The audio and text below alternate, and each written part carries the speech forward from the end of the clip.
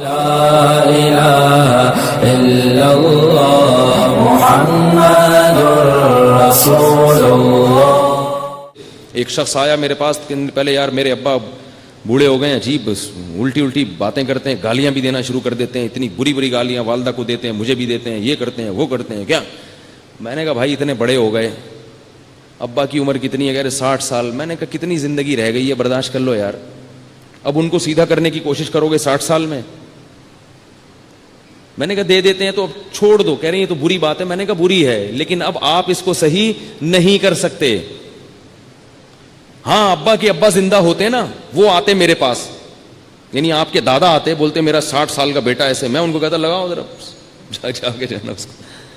دادا زندہ ہوتے، اس لیے کہتا ہوں جلدی شادیاں کرو اللہ کے بندو، دادا بن جایا کرو جلدی عمر میں. دادا کا اپنا مزہ ہے، خدا کی قسم. باپ بننے کا وہ مزہ نہیں جو دادا کا مزہ ہے. باپ بننے میں نقصان ہے، خود پالنا پڑتا ہے بچہ، اور دادا بننے میں فائدہ ہے کہ بچہ آپ کا ہے، پالے گا کون؟ اس کا باپ پالے گا. فری کے مزے ہیں دادا کے. بچوں سے دادا کو جتنی محبت ہوتی ہے باپ کو تھوڑی ہوتی ہے. نانا کو، دادا کو جو اپنے نواسوں سے، پوتوں سے محبت ہوتی ہے وہ باپ کو نہیں ہو سکتی. تو دادا اور نانا کی آنکھوں کی ٹھنڈک ہے. گوروں کے پاس یہ چیزیں نہیں ہیں. وہ ان کی عورتیں، بوڑھی عورتیں گڑیاؤں سے کھیلتی ہیں، گڑیاؤں سے، کتوں سے کھیلتی ہیں. ہمارے ہاں ماشاءاللہ ہمارے نانا تھے، اتنے سارے پوتے نواسے ان کی گود میں آگے بیٹھتے تھے، ایسے خوش ہوتے تھے. اور جہاں کسی بچے نے پیشاب کیا فوراً پکڑا دیا، یہ لو اس کو. اب دیکھو ذمہ داری نہیں لیتے دادا نانا، کہتے پیشاب کیا اس کو بیٹے کو پکڑا دیا، چل بھائی اس کو لے کے جا. بیمار ہو گیا، چل بھائی اس کو ہاسپٹل لے کے جا. تو دادا کو فری کے مزے ملتے ہیں. تو اس لیے جلدی جلدی دادا بن جاؤ. آپ کوشش کرو گے کہ نہیں کرو گے؟ تبلیغ والے کہتے ہیں نا اب نام لکھواؤ سہ روزے کے لیے، تو میں بھی نام لکھوا رہا ہوں. کون کون ہے بھائی جو جلدی جلدی سے دادا اور نانا بننے کی؟ اور خواتین کے لیے بھی ہے، جلدی سے نانی بن جائیں، جلدی سے دادی بن جائیں. نانی کی بھی کیا زندگی ہوتی ہے. ہمیں اپنی دادی یاد ہے کیا ماشاءاللہ اللہ نے ان کو حکومت دی تھی. ہمارے گھر پہ مصلے پہ بیٹھی رہتی تھیں، ریموٹ کنٹرول ہاتھ میں تھا، بس جو آ رہا ہے دیکھ رہی ہیں کون آ رہا ہے، کہاں سے آ رہا ہے، کدھر جا رہا ہے. دادی کا کام تو کوئی ہوتا نہیں ہے، ٹھیک ہے نا. صحت اچھی تھی، بس ہر وقت ٹریس کرتی تھیں جو بھی گیٹ سے آیا کہاں سے آ رہا ہے. اب سنتی اونچا تھی، ہم ان کو چیخ کے بولتے تھے وہاں سے آ رہا ہوں.